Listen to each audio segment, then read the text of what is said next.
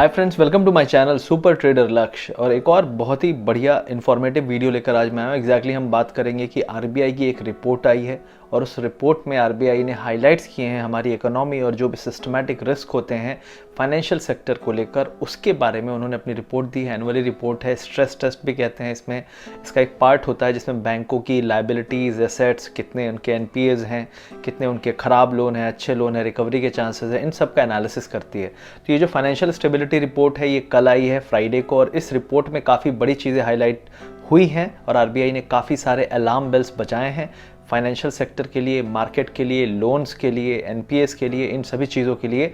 और ये बताया है एग्जैक्टली कि कितना रिस्क इस समय चल रहा है हमारे इन सभी सेक्टर्स में। उन्होंने ये भी बोला है कि जो फाइनेंशियल सेक्टर है, जो हमारा स्टॉक मार्केट है, वो कितना ज़्यादा अनरिलेटेबल हो रहा है रियल टाइम। जो हमारे सेक्टोरियल सिचुएशन है, जो भी हमारी सिचुएशन है फाइनेंशियल सेक्टर की है, जो भी कंपनीज कर रही हैं, उसके हिसाब से मार्केट उसको प्राइस इन सही तरीके से नहीं कर रहा है। ये आरबीआई ने हाईलाइट किया है। तो आप लोग जैसे बोलते रहते हो कि मैं बोलता रहता हूँ कि ऐसा होगा वैसा होगा, ऐसा नहीं है। ये पूरा वर्ल्ड जानता है कि जो रिलेशन है, को relation between the real economy और जो आपका स्टॉक मार्केट है राइट नाउ, वो सबसे बड़ा गैप है हिस्टोरिकली इतना बड़ा गैप आज तक नहीं देखा गया है। नॉर्मली क्या होता है, अगर इकोनॉमी खराब कर रही है मार्केट भी नीचे आ जाएगा, अगर इकोनॉमी अच्छा कर रही है मार्केट भी ऊपर जाएगा। अगर इकोनॉमी में अनसर्टेनिटी है तो मार्केट ऊपर नहीं जाएगा। अगर मार्केट में सर्टेनिटी है कि 2 महीने 3 महीने में चीज़ें ठीक हो जाएंगी तो मार्केट रिकवर हो जाएगा, क्योंकि उसको लगेगा फ्यूचर के बारे में हमें पता है। लेकिन राइट नाउ हमें अभी खुद नहीं पता। हमारे यहाँ पे चीफ मिनिस्टर्स कोरोना पॉजिटिव हो रहे हैं, तो आम आदमी का क्या हाल है? विधायक लोग कितने, 2-3 विधायक की भी डेथ हो चुकी है, हमारा क्या हाल है? हम तो आम आदमी हैं। तो ये सब चीज़ें आरबीआई ने हाईलाइट की है, क्योंकि ये जब सभी चीज़ें जो हैं ज़रूरी हैं। हाउस होल्ड सेविंग्स क्या है, इंटरेस्ट रेट क्या है, ये सभी आरबीआई के अंडर ही आता है। तो इसके बारे में कुछ हाईलाइट्स पॉइंट्स हैं, उनके बारे में मैं बात करूंगा और एग्जैक्टली आपको बताऊंगा कि आरबीआई ने क्या क्या पॉइंट हाईलाइट किए हैं। आप अपना दिमाग लगाइए, आप अपना लॉजिक लगाइए। जो मेरा लॉजिक है, मैं हमेशा अपने वीडियो में बताता हूं, वो रियलिस्टिक है। मे बी मार्केट उसको प्राइस इन नहीं कर रहा है, वो तो मार्केट जाने, लेकिन उसको प्राइस इन करेगा। अगर सिचुएशन नहीं सुधरी तो मार्केट सिचुएशन के लेवल पे आ जाएगा। अगर मार्केट जानता है कि सिचुएशन सुधरने वाली है तो मार्केट नीचे नहीं आएगा। तो आप देख लीजिए बाहर क्या हो रहा है, आरबीआई ने क्या बोला है, और उस हिसाब से अपने इन्वेस्टमेंट और ट्रेडिंग के डिसीजन लीजिए। तो आइए चलते हैं, बात करते हैं आरबीआई की रिपोर्ट के बारे में। तो रिजर्व बैंक ऑफ इंडिया ने जो रिपोर्ट निकाली है उसमें सबसे बड़ा जो एक हाईलाइट है वो बैंकिंग सेक्टर के बारे में है। तो बैंकिंग के जो एनपीएज हैं, नेट नॉन परफॉर्मिंग एसेट्स जो होते हैं, तो वो एनपीए करंटली 8.5 पे चल रहे हैं। 2020 के मार्च में जो रिपोर्ट आई थी उसमें 8.5 पे चल रहे हैं। तो आरबीआई ने बोला है बेस केस सिनेरियो है कि ये 8.5 बढ़ के कितना जाएगा, 12.5। तो 12.5 आरबीआई खुद बोल रहा है कि 12.5 तक जा सकता है बाय मार्च 2021। ये बेस लाइन है, और हाईएस्ट कितना जा सकता है, 14.7 तक भी जा सकता है। तो आप खुद सोचिए कि करंट एनपीए 8.5 से 14.5, जिस एनपीए को ये पूरा सेक्टर प्राइस करके 8.5 प्राइस इन करके हम जहाँ पे हैं स्टॉक मार्केट के लेवल पे, अगर ये 14.5 होने वाला होगा तो कितना बुरा हाल हो सकता है। और जो रेटिंग एजेंसीज हैं वो ये बोल रही हैं कि आरबीआई इसमें भी कंजर्वेटिव है, कि अगर ये सिचुएशन है कि मोरेटोरियम को 3 महीने के बाद 3 महीने और फिर और 3 महीने बढ़ाना पड़े तो डेफिनेटली सिचुएशन बहुत ख़राब है। इन्होंने एक और बहुत इंपॉर्टेंट पॉइंट हाईलाइट किया कि जिस तरीके से प्राइवेट बैंक्स जो हैं, तो प्राइवेट बैंक्स में लोगों ने मोरेटोरियम बहुत कम लिया, एवरेज 40% लिया है। लेकिन पीएसयू बैंक है, जो सरकारी बैंक है, वहाँ पे 80% लोगों ने मोरेटोरियम लिया है। अब रियलिटी बताता हूँ, जो अगर ग्राउंड सिचुएशन आपके घर में किसी ने लोन लिया होगा, लोग पे ही नहीं कर रहे हैं। जो कर सकते हैं वो भी नहीं कर रहे हैं, जो नहीं कर सकते वो तो नहीं ही कर सकते हैं। लोग फ़ोन नहीं उठा रहे, जो करना है कर लो, ये वाला हाल चल रहा है।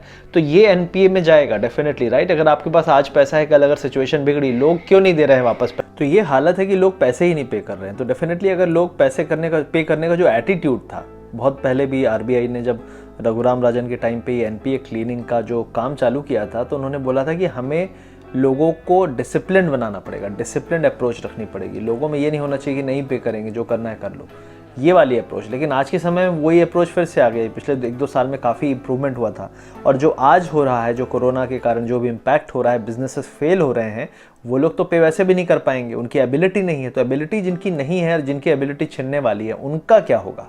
उनको अगर आप फैक्टर इन करोगे ये कितने सारे लोग हैं। और अगर पब्लिक सेक्टर बैंक में 80% लोग मोरेटोरियम पे जा रहे हैं तो कितना बड़ा रिस्क है। तो पब्लिक सेक्टर बैंक ज़्यादा बड़े रिस्क में होंगे, जैसे आपका SBI है, PNB है, तो इन पे ज़्यादा स्ट्रेस होना चाहिए। मुझे लगता है आगे चल के अगर इस रिपोर्ट का कोई इम्पैक्ट होता है मार्केट में भी तो डेफिनेटली जो स्टॉक मार्केट के कुछ स्टॉक्स हैं पब्लिक सेक्टर बैंक वो ज़्यादा गिरेंगे।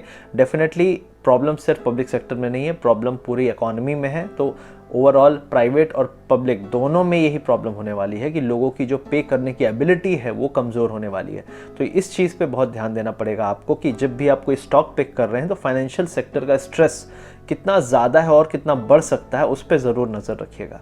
अब यहाँ पे एक और मैं चार्ट दिखाऊंगा एग्जैक्टली ग्लोबल मैन्युफैक्चरिंग PMI, तो परचेजिंग मैनेजर्स का जो इंडेक्स है उसका सर्वे अभी आया था, तो उसको भी RBI ने हाईलाइट किया है। तो जो ग्लोबल मैन्युफैक्चरिंग PMI जो चल रहा है करंटली 42.4 चल रहा है, जो कि 50.3 था जब कोरोना नहीं आया था। तो 50.3 से ऑलरेडी 42.4 तक गिर चुका है। जो डेवलप्ड इकोनॉमीज़ हैं उनमें ज़्यादा इम्पैक्ट पड़ा है, उनका 39.5 है राइट नाउ।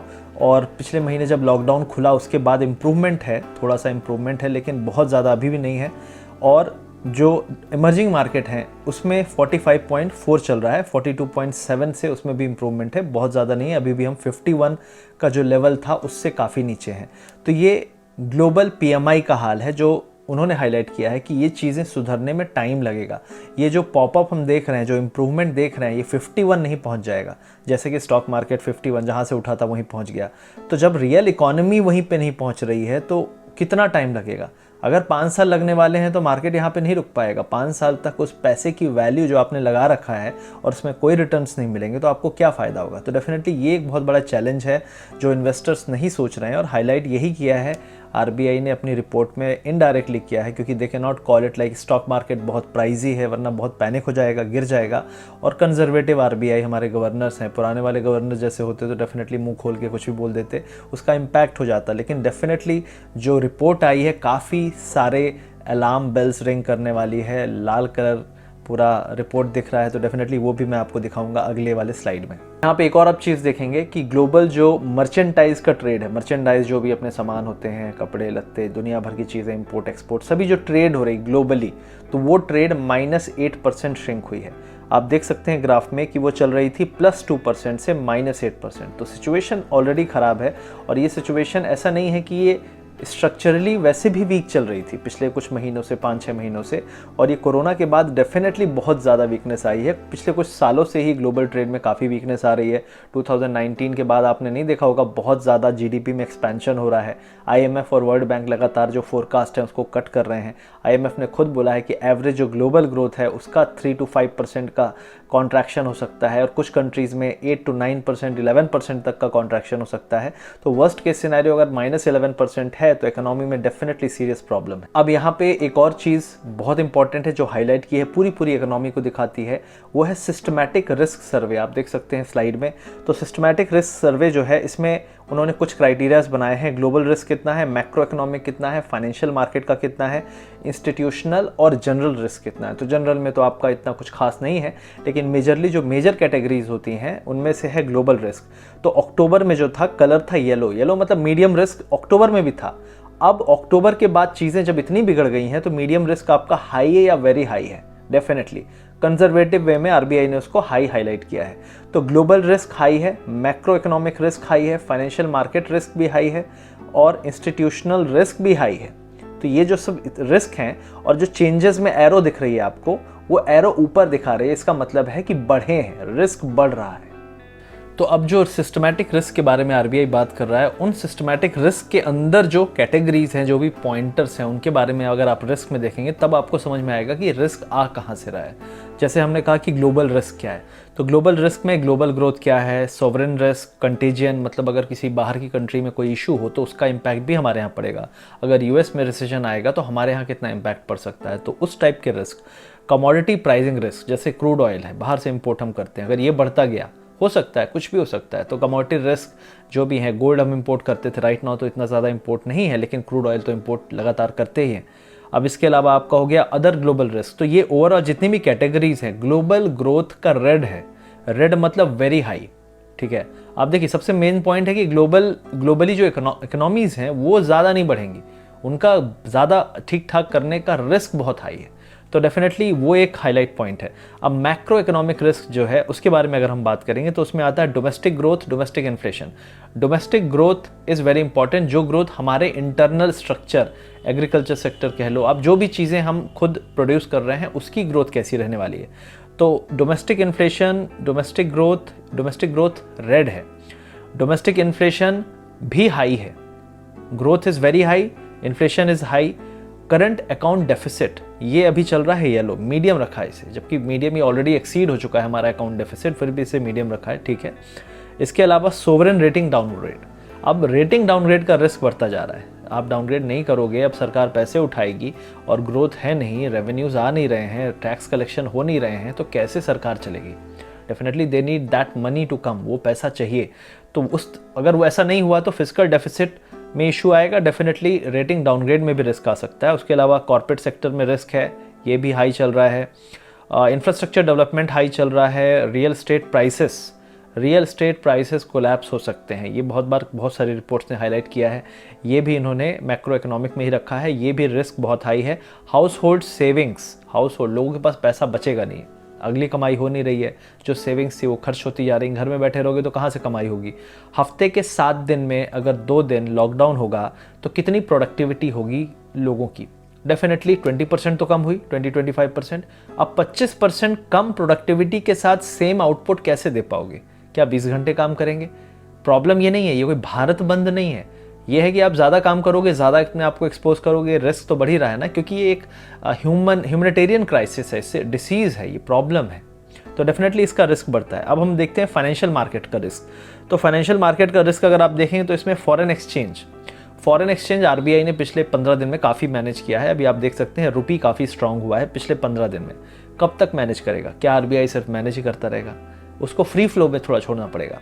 तो ये चीज़ एक बहुत बड़ा रिस्क है। उसके अलावा इक्विटी प्राइस वॉलेटिलिटी, अब ये आ गया स्टॉक मार्केट का, तो ये जो इक्विटी प्राइस वॉलेटिलिटी है इसका रिस्क भी हाई है, लो नहीं है, बहुत हाई है। और ये क्यों है, और आपको अगर पता होगा कि जो इंट्राडे का जो सिस्टम था बंद करना था, बहुत सारे लोग रोते हुए मुझे मैसेज कर रहे थे। मैं आपको एक चीज़ बता दूं, ये क्यों कर रहे हैं, क्योंकि जब सब लोग स्टॉक मार्केट की तरफ भाग रहे हैं, जब इतने सारे अकाउंट खुल रहे हैं, इनको डर है कि कहीं सब के सब ना अपना पैसा डुबा दें, बर्बाद कर दें। क्योंकि चाइना में यही चीज़ हुई थी। चाइना में 2015 में पूरा का पूरा सिस्टम ही कूद पड़ा मार्केट में, मार्केट गया सीधे स्ट्रेट अप और वहीं से गिरा स्ट्रेट डाउन, जहाँ से उठा था वहीं आ गया। और जो उस पूरे साइकिल में फंसे वो आज भी निकल नहीं पाए। तो ये चीज़ एक बहुत सिस्टमैटिक रिस्क होता है। जैसे कोई भी शेयर में आप चेस कर रहे हो, वो स्टीपली ऊपर जा रहा है, वो स्टीपली ऊपर इसलिए नहीं जा रहा है, लिक्विडिटी है, वो इसलिए भी नहीं जा रहा है कि कोई बहुत अच्छा चेंज आ गया फंडामेंटली, नहीं, वो इसलिए ऊपर जा रहा है क्योंकि लोग उसको चेस कर रहे हैं। जब आप चेस करोगे डेफिनेटली प्राइस डिस्कवरी है वो हाई पे हो रही है, लेकिन जो बंदा सबसे लेट में घुस रहा है वो सबसे ज़्यादा डेस्परेट है, और डेस्परेट आदमी पैसा नहीं बनाता इस मार्केट में। तो ये चीज़ रिस्क है, आपको इसको ध्यान रखना है। लिक्विडिटी रिस्क है और अदर फाइनेंशियल रिस्क इन्होंने मॉडरेट रखा है, कोई बहुत ज़्यादा नहीं रखा है। उसके अलावा अगर हम बात करेंगे इंस्टीट्यूशनल रिस्क में, regulatory risk, asset quality deterioration, तो ये चीज़ें जो है रेगुलेटरी में है, इतनी इंपॉर्टेंट नहीं है। और उसके बाद जनरल रिस्क है climate change, terrorism and social unrest and all those things, inequality, ये नॉर्मल कैटेगरीज हैं, आरबीआई की रिपोर्ट में रहती हैं। लेकिन जो मेजर पॉइंट था जिस पे उन्होंने फोकस किया है वो है मैक्रो इकोनॉमिक, वो है आपका मैन्युफैक्चरिंग, वो है आपका जॉब लॉसेस। और इन्होंने एक और चीज़ बहुत इंपॉर्टेंट बोली है कि अगर सरकार जो हम अभी तक कर रहे थे, जैसे इन्होंने फाइनेंशियल मार्केट में काफ़ी लिक्विडिटी पंप की, इसको वापस भी लेना पड़ेगा, इसको अनवाइंड करना पड़ेगा, हम इसको कंटिन्यूसली नहीं होल्ड कर सकते। मतलब जो इन्होंने पैसा डाला है करेंसी को मैनेज करने के लिए और मार्केट्स, इक्विटी मार्केट्स में सरप्लस लिक्विडिटी डालने के लिए, उसको अनवाइंड भी करना पड़ेगा। मतलब ये कोई पैसा ऐसा नहीं है कि आपने डाल दिया वो रहाएगा, उसको अनवाइंड करना पड़ता है। जैसे फेड जो है रेट कट करती है या परचेजिंग करती है, तो उस परचेजिंग को सेलिंग भी करनी पड़ेगी, क्योंकि ये उधार का पैसा था। तो आरबीआई भी उसी तरीके से करती है, उधार का पैसा लिया गया है सरकार द्वारा, आरबीआई द्वारा, जो मार्केट में डाला गया है, अब ये बाहर निकलेगा। जब ये बाहर निकलेगा तो क्या होगा, इनको भी मार्केट को अपने फंडामेंटल लेवल के पास लाना पड़ेगा। तो ये सब चीज़ें रिस्क हैं। तो आरबीआई ने बहुत सारी चीज़ें हाईलाइट की हैं, आप रिपोर्ट फाइंड कर सकते हो आरबीआई की वेबसाइट में, काफ़ी बड़ी रिपोर्ट है। मैं इसके केवल हाईलाइट पॉइंट जो है मेरे को लगे कि ये बताने से आपको ओवरऑल पिक्चर मिल जाएगा, मैंने वो बताया है। आई होप ये वीडियो आपको अच्छा लगा। अगर अच्छा लगा तो डेफिनेटली चैनल को सब्सक्राइब करिए, वीडियो को लाइक करिए और शेयर भी ज़रूर करिएगा। देखते रहिए मेरे चैनल के सभी videos. Thank you very much.